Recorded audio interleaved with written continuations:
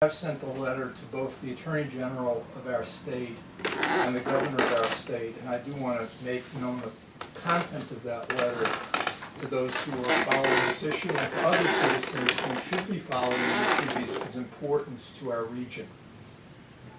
Gentlemen, as you are the state's highest elected officials, we write requesting an audience.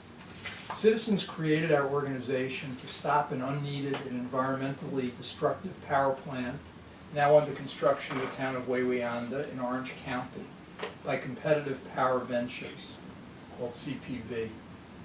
For more than a year, we have supported demonstrations and lawsuits aimed at both dramatizing the reasons we oppose this plant and gaining legal redress. In recent weeks, we've become increasingly concerned that the process which has allowed the project to go forward may have in fact been tainted by corruption and prejudgment. We explain some of the bases for our concerns below. First, public revelations have exposed monetary improprieties by CPV's chief lobbyist's relationship to the governor's closest aide. Such actions do not occur without a desired return. We understand that federal and state investigators continue into this chain of events. We strongly believe that the project's state approval should be suspended and re-reviewed in light of the plain appearance of impropriety. If the approval process was corrupted, CPV should not benefit. In April of 2015, the town of Wawayanda Planning Board refused to require CPV to conduct a supplemental environmental impact study after the company sought approval for an amended site plan. Our organization and others strongly advocated for an updated review.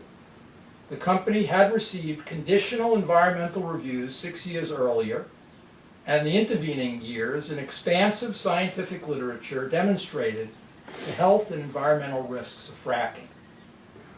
Operation of the CPV plant will induce fracking by its dependence on frack gas.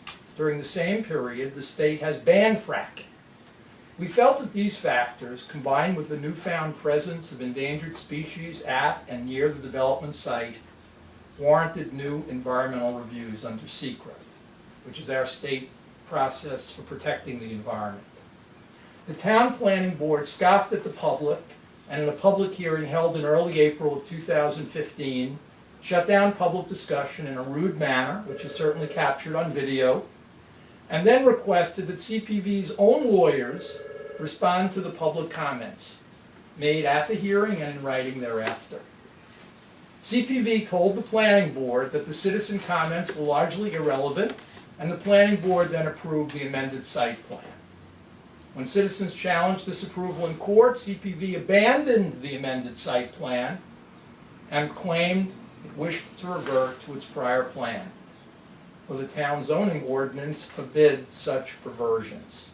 The local court, Supreme Court in our state, refused to intervene and allowed the project to proceed.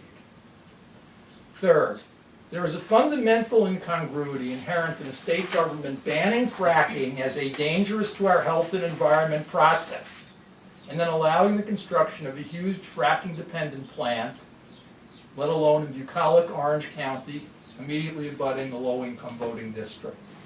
Not only is the production of frack gas dangerous, so is its transportation, distribution, and use. We believe it likely that this incongruity can be explained only by a corrupt process, because if corruption did not lead to this, then the result displays a lack of simple logic. We trust that logic is beneath your abilities and those of our lawmakers. So to explore these issues, we want to meet with both you, Mr. Governor, to understand your statements that the CPV Valley Energy Project only now has conditional state approvals. Apprised of the potential corruption of the approval process, we believe you should withdraw all state approvals pending re-review. We need to meet with the Attorney General, Mr. Schneiderman, to discuss what his office can do to actually bring justice in our courts to the people in our county.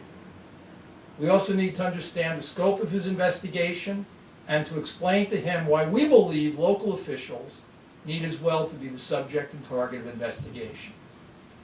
We are prepared to travel to Albany to meet with both of these elected officials separately We believe these meetings will be in the public interest. So that's what we have sent today to both of these leading officials in our state.